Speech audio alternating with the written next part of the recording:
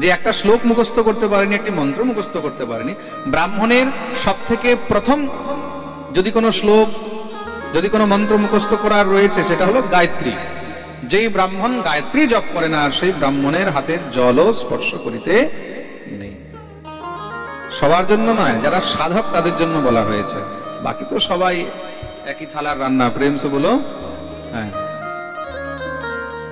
যারা সাধক, যারা বৈষ্ণব, তারা কি করবে? কোন ব্রাহ্মণ যদি গায়ত্রী জপ না করে, তখন সেই ব্রাহ্মণকে দিয়ে ঘরের মধ্যে কোনো পূজা পাঠ ইত্যাদিও করাতে নেই।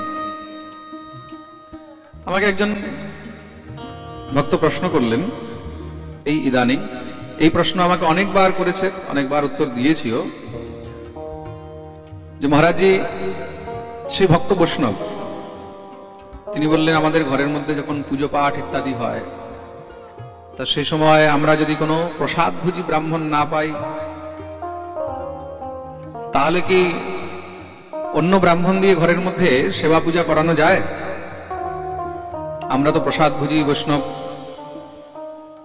অনেকে বলে যে প্রসাদ ভোজী নয়, নিরামিষ ভোজী নয়, এমন ব্রাহ্মণ দিয়ে ঘরের মধ্যে পুজো পাঠ করাতে নেই। প্রথম কথা তো, কোনো জ্ঞানী ব্যক্তি, কোনো বিদ্বান ব্যক্তি কখনো এই কথা বলতেই পারে না যে প্রসাদ ভোজী বা নিরামিষ ভোজী ব্রাহ্মণ ছাড়া অন্য কোনো ব্রাহ্মণ দিয়ে ঘরের মধ্যে পূজা পাঠ করাতে নেই। এরকম কোনো তথ্য নয়। ব্রাহ্মণ চাহে প্রসাদ ভোজী হোক, নিরামিষ ভোজী হোক, চাহে নিরামিষ ভোজী নাই বা হোক, সে যদি নিত্য গায়ত্রী মন্ত্র জপ করে, শিখা সূত্র ধারণ করে রেখেছে, এমন ব্রাহ্মণ দিয়ে ঘরের মধ্যে জাতকর্ম সংস্কার, বিবাহ সংস্কার এবং মৃতক সংস্কার ইত্যাদি অবশ্যই করানো উচিত। ঘরের মধ্যে আপনি যদি কোনো পূজা পাঠ করাচ্ছেন, তার মধ্যেও এমন ব্রাহ্মণকে দিয়ে পূজা পাঠ করালে কোনো দোষ নেই। কিন্তু সে যদি নিত্য গায়ত্রী মন্ত্র জপ করে, তবেই তাকে দিয়ে করানো উচিত। দেখুন, বৈষ্ণব অবৈষ্ণব এটা একটা আলাদা বিষয়।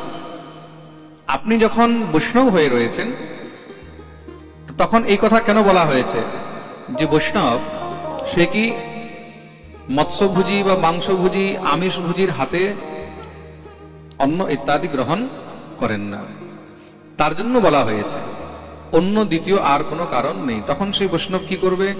সেই বৈষ্ণব কোনো বৈষ্ণবীয় আচরণযুক্ত ব্রাহ্মণকেই নিমন্ত্রণ করে তাকে দিয়ে এসব কার্য সম্পাদন করাবেন। কিন্তু কদাচিৎ যদি কোনো প্রসাদভোজী ব্রাহ্মণ না পাওয়া যায়, তখন যেই কোনো বৈদিক ক্রিয়া, যেই কোনো বৈদিক কার্য যখন আপনি ব্রাহ্মণ ছাড়া কোনো অব্রাহ্মণকে দিয়ে করাবেন, তখন দেবতাগণ সেটা স্বীকার করেন না। খুব মন দিয়ে শুনবেন, বৈদিক কার্যের মধ্যে পৌরোহিত্যের সংকল্প করার অধিকার একমাত্র শুধু ব্রাহ্মণেরই রয়েছে। কেন?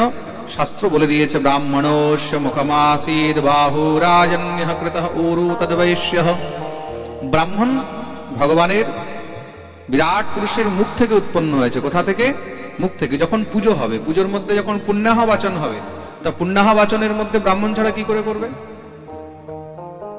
এখানে যদি কোনো ব্রাহ্মণ বসে থাকে, কোনো পুরোহিত পণ্ডিত বসে থাকে, তারা ভালো করে জানবে, যারা লাইভ শুনছে তারাও মন দিয়ে শুনবে, পুজোর মধ্যে পুণ্যাহ বাচন হয়, পুজোর মধ্যে পুণ্যাহ বাচন হয়, যজ্ঞের মধ্যে কুশকুণ্ডিকা হয়, এগুলো ব্রাহ্মণ ছাড়া কি করে করবে? যজ্ঞের মধ্যে ব্রহ্মা হয়, ব্রহ্মা ব্রাহ্মণ ছাড়া কি করে হবে? ব্রাহ্মণ ছাড়া অন্য কেউ ব্রহ্মার সংকল্পই নিতে পারবে না।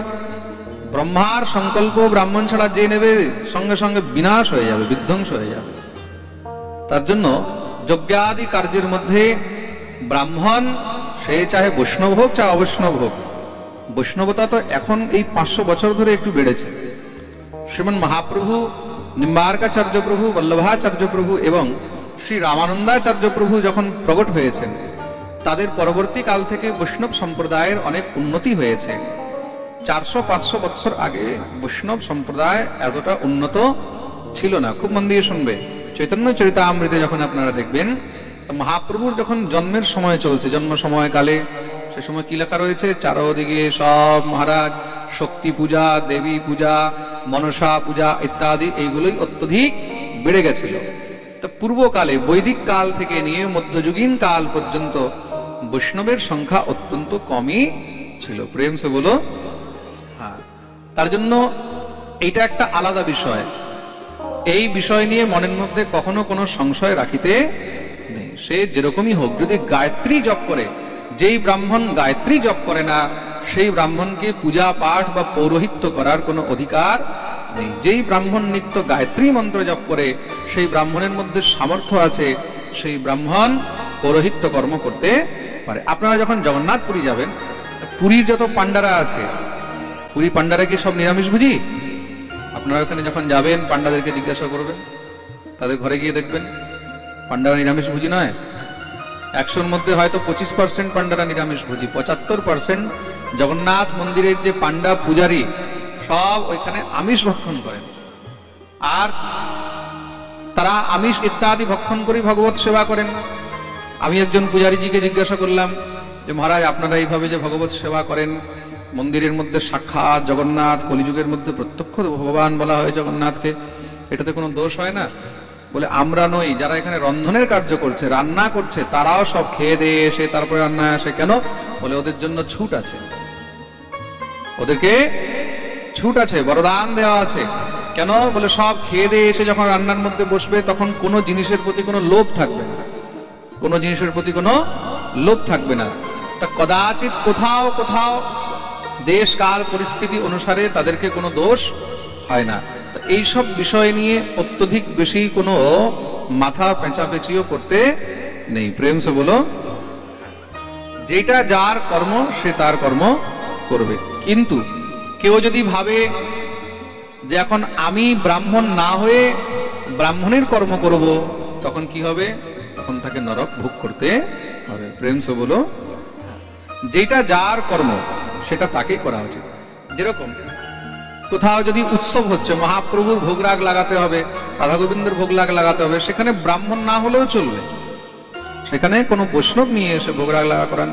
কিন্তু এখানে কোন পুজোর কথা বলা হয়েছে? ঘরের মধ্যে ভোগরাগ উৎসবের পুজোর কথা বলা হয়নি। আপনি যদি গৃহের মধ্যে যজ্ঞাদি কার্য করছেন, বৈদিক ক্রিয়া করছেন, বৈদিক ক্রিয়া যজ্ঞ ইত্যাদি, জাতকর্ম সংস্কার মানে জন্ম সংস্কার, মৃত সংস্কার, বিবাহ সংস্কার ইত্যাদি যখন আপনি কর্ম করবেন বা করাবেন, তখন গিয়ে আপনাকে ব্রাহ্মণ ডাকতেই হবে।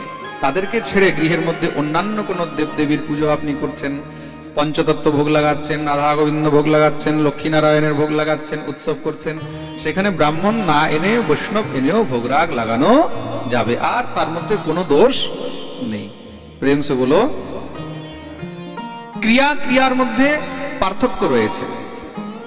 কোন ক্রিয়ার মধ্যে কোথায় কাকে কোন কাজে লাগাতে হবে এগুলো শাস্ত্র নির্ণয় করে, এগুলো আমরা নির্ণয় করতে পারি না। খাদ্য অখাদ্য বস্তু এগুলো যুগ যুগ ধরে চলে আসছে আর যুগ যুগ ধরে চলতে থাকবে। আমাদের কাজ হলো বোঝানো, আমাদের কাজ হলো বোঝানো, আর আপনাদের কাজ হলো এটাকে মানা। কিন্তু যে মানবে তার মঙ্গল, যে মানবে না তার মঙ্গল। ব্রাহ্মণ হয়ে ব্রাহ্মণকে পবিত্র থাকা উচিত।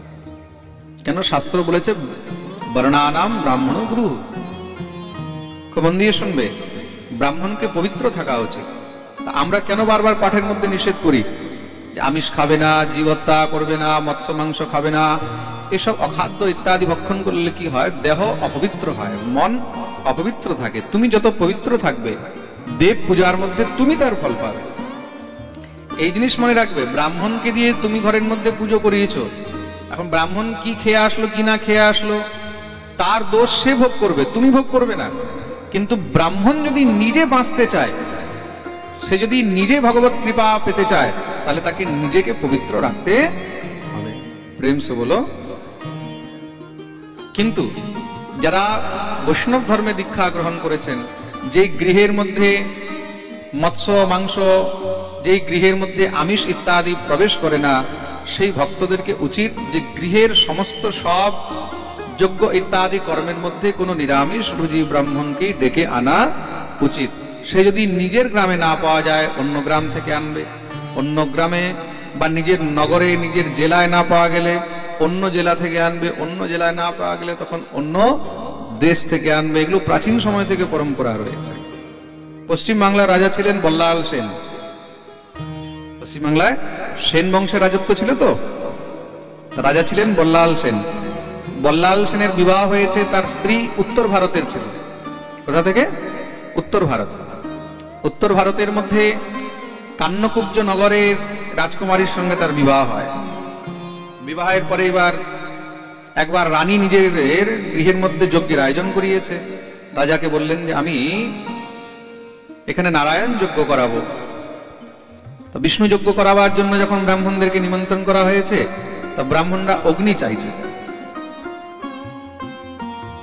বাংলার ব্রাহ্মণ, এখন বাংলার ব্রাহ্মণ তো সব মাছে ভাতে ব্রাহ্মণ, এখন অগ্নি চাইছে। ভাই আগুন দাও, যজ্ঞ করবো, যজ্ঞের জন্য অগ্নি দাও।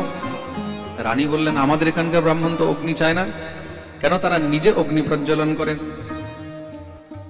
আমি এই ব্রাহ্মণ দিয়ে যজ্ঞ করাবো না। রানী একদম মানা করে দিলেন, আমি এই ব্রাহ্মণ দিয়ে যজ্ঞ করাবো না। রাজা বললেন এখন কি করা যাবে? যজ্ঞের সংকল্প নেওয়া হয়েছে। বলে ব্রাহ্মণ তাহলে অন্য জায়গা থেকে আনতে হবে। কোথা থেকে? বলে ঠিক আছে, আমার বাপের বাড়ি রাজ্য থেকে ব্রাহ্মণ আনি। তখন কান্যকুব্জ নগর থেকে 5 জন ব্রাহ্মণকে নিমন্ত্রণ করে আনা হলো। কেন? যজ্ঞের মধ্যে 5 জন ব্রাহ্মণের প্রয়োজন হয়। কয়জন ব্রাহ্মণ? মিনিমাম বলা হচ্ছে, একটা মিনিমাম যজ্ঞের মধ্যে 5 জন। কোনো যদি বিশিষ্ট যজ্ঞ হয়, রুদ্রযাগ, যেগুলোকে আমরা রুদ্রযজ্ঞ বলি, বিষ্ণু যজ্ঞ বলি, এগুলোর মধ্যে মিনিমাম 5টি ব্রাহ্মণ হওয়া উচিত। আচার্য, উপাচার্য, ব্রহ্মা, হোতা, অর্ধয়ু, এই 5 জন যজ্ঞের ব্রাহ্মণ হয়। তা 5 জন ব্রাহ্মণকে নিমন্ত্রণ করে আনলেন। তারা এসেই মহারাজ যজ্ঞ আরম্ভ করেছে। কি করে? সর্বপ্রথম মন্ত্র দ্বারা অরণি মন্থন করেছেন। অরণি মন্থন হয় কাঠের সঙ্গে কাঠ ঘষে, তারপরে মহারাজ অগ্নি প্রজ্বলন করলেন। অগ্নি প্রজ্বলন করে যজ্ঞ আরম্ভ করলেন। খুব সুন্দর দেখে তো রাজাও খুব অভিভূত হয়ে গেলেন। যারা যারা যজ্ঞ দর্শন করেছে তারাও খুব অভিভূত হলো। ব্রাহ্মণদেরকে খুব করে ধনধান্য দক্ষিণা টক্ষিণা দিয়া একদম মহারাজ ভরে ভরে গাড়ি বিদায় করলেন। সেই ব্রাহ্মণরা যখন নিজের নগরে গেছে, নিজের রাজ্যে গেছে, গ্রামে গেছে, সেখানকার তখন ব্রাহ্মণরা তাদেরকে বহিষ্কার করে দিয়েছে। তাদেরকে বহিষ্কার করে দিয়েছে। কেন? বলে তোমরা বঙ্গদেশের জল খেয়ে এসেছো। এদের তো এখন টেনশন হয়ে গেছে ভাই। কেন? বলে ওখানে সব মৎস্য মাংস ভুজি, তোমরা ওদের হাতে জল খেয়েছো, ওদের হাতে অন্ন খেয়েছো, আমরা তোমাদেরকে সমাজে আর রাখবো না। আগেকার দিনে তো নিয়ম নিষ্ঠা এগুলো বহুত কড়া ছিল না? উত্তর ভারতীয় ব্রাহ্মণরা কিন্তু আমিষ ইত্যাদি বহুত কম খায়, বহুত কম। 100-র মধ্যে হয়তো 25 থেকে 30% ব্রাহ্মণরা হয়তো খায়। আর আমাদের এদিকে পূর্ববঙ্গে, মানে যেটাকে আমরা পূর্ব ভারত বলি, উড়িষ্যা, বিহার, পশ্চিম বাংলা, আসাম, বাংলাদেশ, এই পূর্ব ভারতের ব্রাহ্মণরা 100-র মধ্যে 90% আমিষ খায়, 10% হয়তো নিরামিষ খায়। তো বহুত পার্থক্য রয়েছে। এখন তারা কি করেছে? এদেরকে সমাজ থেকে বের করে দিয়েছে। ওদের সঙ্গে খাওয়া দাওয়া, উঠা বসা, বিয়ে থা সব বন্ধ করে দিয়েছে। এখন যখন সব বন্ধ করে দিয়েছে, তারা তো সব একদম সমাজ থেকে বহিষ্কৃত হয়ে রাজার কাছে চলে গেছে, বল্লাল সেনের কাছে বাংলায়। মহারাজ আমরা তো আপনার নিমন্ত্রণ স্বীকার করে এখানে যজ্ঞ করলাম, কিন্তু সমাজ থেকে তো বহিষ্কৃত হয়ে গেলাম। আমাদের তো এখানে এখন সমাজের মধ্যে উঠা বসা সব বন্ধ হয়ে গেছে। আমাদের ওখানে হিন্দিতে বলে বলে হুক্কা পানি বন্ধ করে দো। এখন আমরা কি করব? কোথায় যাব? রাজা বললেন চিন্তা নেই হে বিপ্রগণ, আমি আপনাদেরকে নিয়ে এসেছি। তা যদি আমার কারণে আপনাদেরকে সমাজ থেকে বহিষ্কৃত করা হয়েছে, গ্রাম থেকে বের করে দেওয়া হয়েছে, আপনাদেরকে জায়গা আমি দেব। 5 ব্রাহ্মণকে 5টি গ্রাম দিলেন। 5 ব্রাহ্মণকে 5টি গ্রাম দিলেন। কাউকে চট্টগ্রাম দিলেন, কাউকে বন্দিঘাটি দিলেন, কাউকে মুখ্য গ্রাম দিলেন। এই প্রকার সেই যে ব্রাহ্মণ হলো, এরা সব উপাধ্যায় ব্রাহ্মণ ছিল। আর তাদেরই যে সন্তান, তাদেরকেই মুখোপাধ্যায়, বন্দ্যোপাধ্যায়, চট্টোপাধ্যায়, এরা মুখার্জি, ব্যানার্জি, চ্যাটার্জি, গঙ্গোপাধ্যায়, গাঙ্গুলি, চক্রবর্তী ইত্যাদি এই যে ব্রাহ্মণ, এই 5 ব্রাহ্মণ তাদেরই বংশের থেকে উৎপন্ন হয়েছে। প্রেম সে বলো। বিচার করে দেখুন আগেকার দিনে কেমন নিয়ম ছিল। একটা ইতিহাসও আজকে আপনাদেরকে বলে দিলাম। এটা বাংলার ইতিহাস, রাজা বল্লাল সেনের জীবনীর মধ্যে ইতিহাস রয়েছে। বলিয়ে ভক্তবৎসল ভগবান কি। এক সময় এতটা কড়া নিয়ম ছিল, ভগবান শ্রী রামচন্দ্র রাবণকে মেরেছেন, ব্রাহ্মণ তো রাবণ, ব্রহ্মহত্যার দোষ লেগেছে। তো ভগবান কি করেছেন? ব্রহ্মহত্যার দোষ থেকে মুক্ত হওয়ার জন্য প্রায়শ্চিত্ত করেছেন। প্রায়শ্চিত্ত করে তিনি এবার নিমন্ত্রণ করেছেন ব্রাহ্মণ ভোজনের জন্য। তো যারা ব্রাহ্মণরা ভোজ খেতে গেছে, দেখো ইতিহাস কত রয়েছে, যারা ব্রাহ্মণরা ভোজ খেতে গেছে তারা সরজু নদী পার করে গেছে, এই পার থেকে ওই পারে ভোজ খেতে গেছে, ওদেরকে সমাজ থেকে আলাদা করে দিয়েছে, বলে এরা ব্রহ্মহত্যার ভোজ খেতে গেছে। ওদের সঙ্গে মহারাজ একদম রুটি বেটি সব শেষ করে দিয়েছে, মানে রুটি বেটি মানে খাওয়া দাওয়া বিয়ে দেওয়া বন্ধ করে দিয়েছে। ওদেরকে সরজু পারীয় ব্রাহ্মণ বলা হয়। কি বলা হয়? হ্যাঁ, সরজু পারীয় ব্রাহ্মণ বলা হয়। বিচার করে দেখো আগেকার দিনে কত কড়া নিয়ম ছিল, আজকাল আমরা কি নিয়ম মানি? কিছুই নিয়ম মানি না। বলিয়ে ভক্তবৎসল ভগবান কি।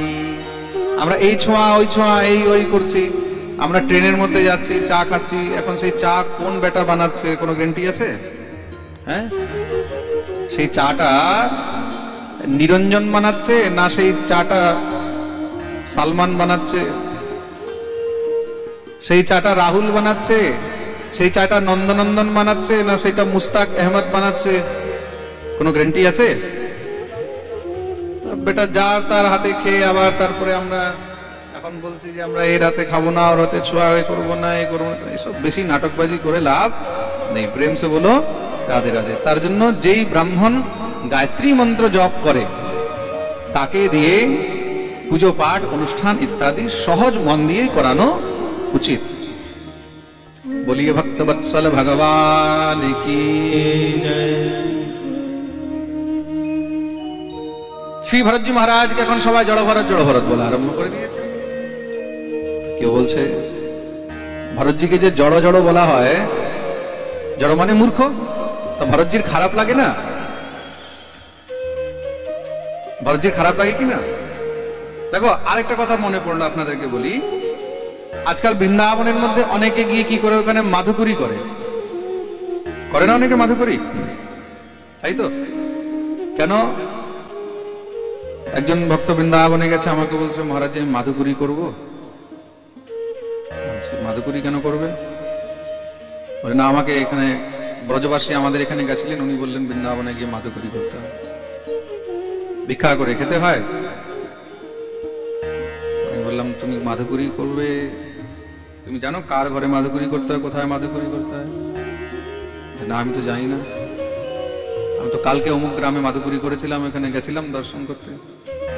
আরে ভাই তুমি যে মাধুকরী করতে গেছো এখানে সে কে ভাঙি না মেথর না কি তুমি কি জানো? মহারাজ তা তো জানি না। মাধুকরীর নিয়মও রয়েছে। মাধুকরীর নিয়ম একমাত্র বৈষ্ণব গৃহ থেকেই বলা হয়েছে। বৃন্দাবনে তুমি কি মনে করো বৃন্দাবনে সবই বৈষ্ণব? বৃন্দাবনের সব বৈষ্ণব নয়। যারা লাইভ শুনছে তাদেরকেও বলে দিই, বৃন্দাবনের মধ্যেও মহারাজ এরকম অনেকে আছে যারা পেঁয়াজ রসুন ইত্যাদি সবকিছু খায়। আপনি মাধুকরী করার চক্করে কার ঘরে গিয়ে মাধুকরী করছেন? দেখা গেল আপনি নিজে শুদ্ধ হওয়ার চক্করে আরো উল্টো অশুদ্ধ হয়ে চলে আসলেন। প্রেম সে বলো। তার জন্য এইসব কোনো সময় কাজ করতে যাবেন না। নিজ পরিচিত কোনো ব্রজবাসীর ঘরে মাধুকরী করলেন সেটা একটা আলাদা বিষয়, বা চেয়ে দুইটা রুটি খেয়ে নিলেন সেটা আলাদা, ওইটাই মাধুকরী। মাধুকরী কি? চেয়ে কিছু খেয়ে নেওয়া, বাবা আমাকে একটা রুটি দাও। পরিচিত কোনো ব্রজবাসীর ঘরের মধ্যে থেকে খেলে এটাই হলো মাধুকরী। যাত্রার ঘরের মধ্যে না জেনেও ভিক্ষা করতে নেই, যাত্রার ঘরের মধ্যে না জেনেও মহারাজ নিয়ে খেতে নেই। বৈষ্ণবের জন্য এসব আচরণ একদম নিষেধ করা রয়েছে। প্রেম সে বলো। আরে বলো না, আরো জোরে, আরো জোরে, আরো জোরে, সবাই দুনো হাত উপরে করে জয় শ্রী রাধে। শ্রী জড়ভরতজি মহারাজকে সবাই জড়ভরত বলে, ওনার কোনো ফরক পড়ে না, নিজের একদম আনন্দে মস্তিতে ঘুরে বেড়ান। একদিন কি হয়েছে, বনের মধ্যে কোলভিল রাজার এখানে নরবলি দেওয়া হবে। এখন নরবলি দেওয়া হবে, খুঁজতে বেরিয়েছে, কাউকে পাওয়া যায়। ভরতজি মহারাজ বনের মধ্যে বসে বসে কীর্তন করছিলেন, শ্রীরাম জয় রাম জয় জয় রাম। ভরতজি মহারাজকে পেয়ে গেছে। আরে আপনি তো কোনো রাম ভক্ত মনে হয়? বলে হ্যাঁ হ্যাঁ। বলে রামজি को देखा है? बोले अभी तक तो नहीं देखा है। রামজিকে দেখোনি, চলো তোমাকে রামজিকে দেখিয়ে নিয়ে আসি। শুনেই তো ভরতজি আনন্দে চলে গেছে, নিয়ে গিয়ে সুন্দর করে মহারাজ একদম সোনা আভূষণ স্বর্ণ রত্ন আভূষণ পরিয়ে টরিয়ে ফল কন্দ মূল টুল খাইয়ে দাইয়ে একদম ভরতজিকে নিয়ে যাচ্ছে। ভরতজি মনে মনে ভাবছে, ভগবানের দর্শন করতে গেলে এত সুন্দর সেজে গুজে যেতে হবে, তো জানতাম না, তাই বোধহয় ভগবান এদেরকে পাঠিয়েছে। নিয়ে গেলেন কোথায়? অমাবস্যার ভোর রাত্রিতে মা ভদ্রকালীর সামনে গিয়ে উপস্থিত। যখনই মা ভদ্রকালীকে দেখেছে, পাশে দেখছেন জল্লাদ খড়গ নিয়ে দাঁড়িয়ে আছে, বুঝে গেলেন এ তো রামজির সঙ্গে দেখা করাবার জন্য নয় রে বাবা, সোজা রামজির কাছে পাঠাবার জন্য নিয়ে এসেছে। সঙ্গে সঙ্গে শ্রী ভরতজি মহারাজ মা ভগবতী ভদ্রকালীকে বন্দন করলেন, প্রণাম করলেন। হে মা, তুমি তো জগৎ মাতা, তুমি তো করুণাময়ী, তুমি তো সাক্ষাৎ নারায়ণী। আমি তোমার শরণে এসেছি। সমস্ত জীব জন্তু, সমস্ত এই পৃথিবীর জীব তোমারই সন্তান। নিজের সন্তানের রক্ত দেখে যদি মা আনন্দ পায়, তাহলে মা এরা আমাকে পরে বলি দেবে, আমি আগেই নিজেকে তোমার চরণে উৎসর্গ করে দেব। শরণাগত দীনার্ত পরিত্রাণ পরায়ণে সর্বস্যারতি হরে দেবী নারায়ণী নমোস্তুতে।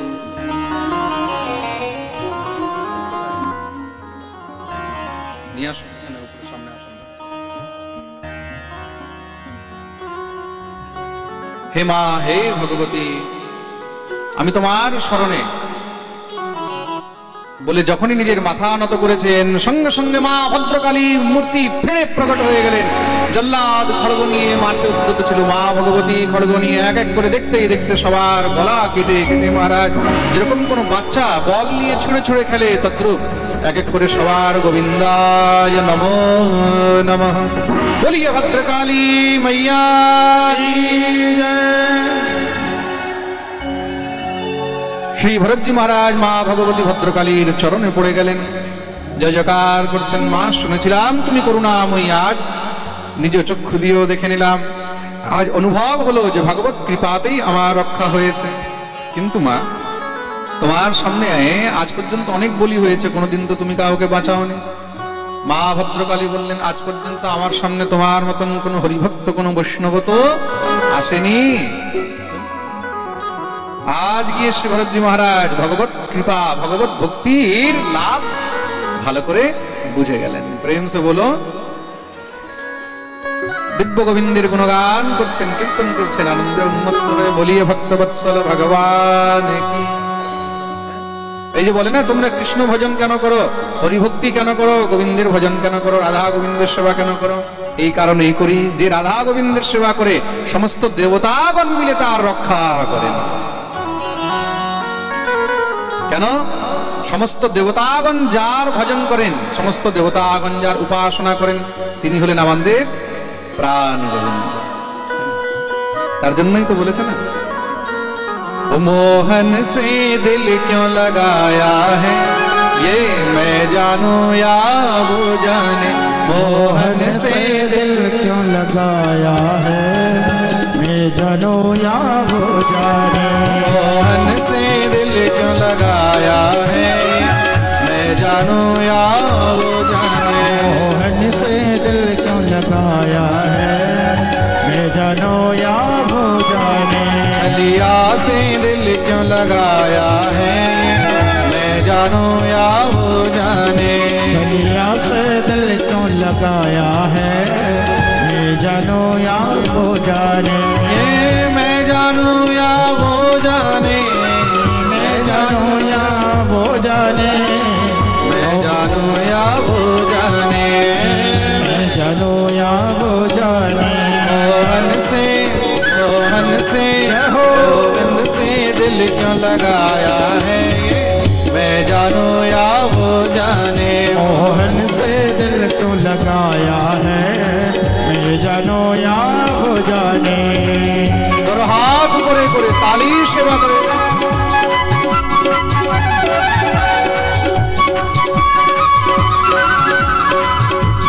नाम बिहारी लाल की।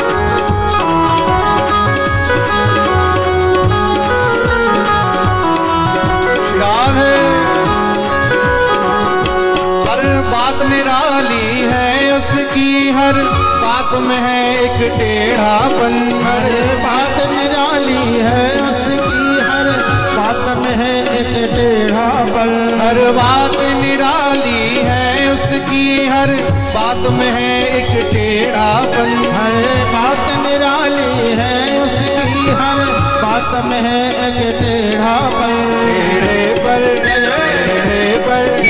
लिया पर दिल क्यों आया है ये, मैं जानू या वो जाने। मोहन से दिल क्यों लगाया है, मैं जानू या वो जाने।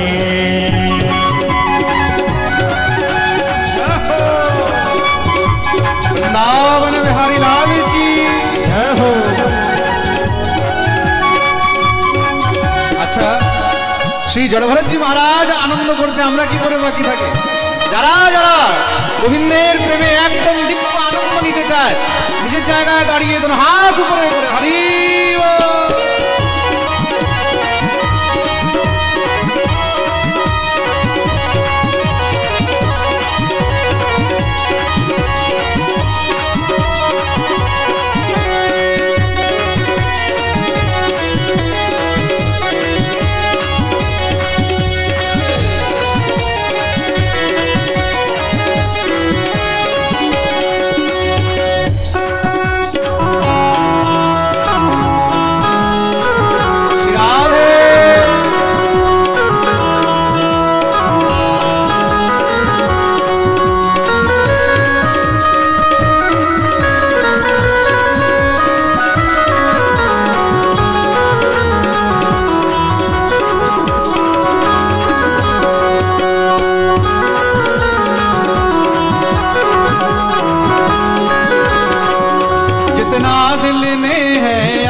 किया उतना जग ने बदनाम किया, उतना जग ने बदनाम किया, उतना जग ने बदनाम किया। जितना दिल ने है याद किया उतना जग ने बदनाम किया, उतना जग ने बदनाम किया, उतना जग ने बदनाम किया। बदनामी का फल क्या पाया है ये, मैं जानू या वो जाने। बदनामी का फल क्या पाया है, मैं जानू या वो जाने। मोहन से दिल क्यों लगाया है, मैं जानू या वो जाने। मोहन से दिल क्यों लगाया है, मैं जानू या वो जाने। এইভাবে নয়, তুমি হাত উপরে করে হরি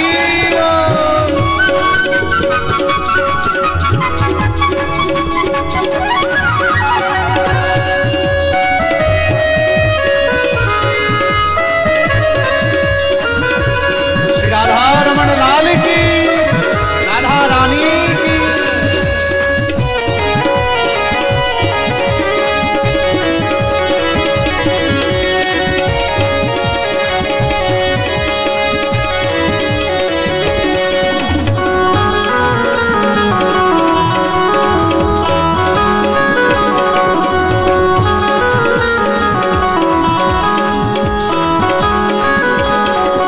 मेरे प्यार ने दिल दीवाना किया, मुझे इस जग से बेगाना किया। मुझे इस जग से बेगाना किया, मुझे इस जग से बेगाना किया। मेरे प्यार ने दिल दीवाना किया, मुझे इस जग से बेगाना किया। मुझे इस जग से बेगाना किया, मुझे इस जग से बेगाना किया। मैंने क्या खोया क्या पाया है, मैं जानू या वो जाने। मैंने क्या खोया क्या पाया है, मैं जानू या वो जाने। मोहन से दिल क्यों लगाया है, मैं जानू या वो जाने। मोहन से दिल क्यों लगाया है, मैं जानू या वो जाने। मोहन से दिल क्यों लगाया है, मैं जानू या वो जाने। राधे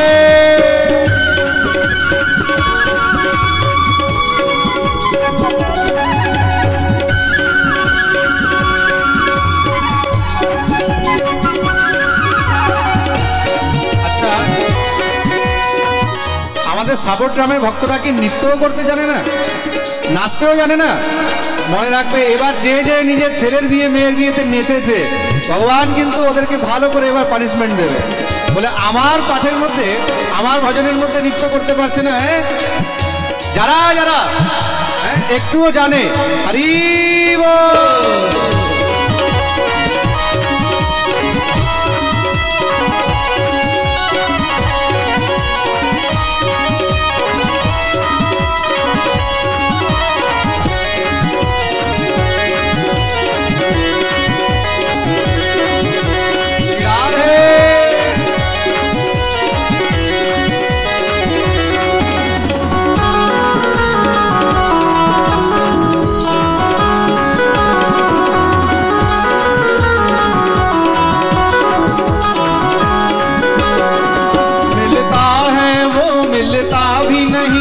नजरों से मेरी हटता भी नहीं, नजरों से मेरी हटता भी नहीं, नजरों से मेरी हटता भी नहीं।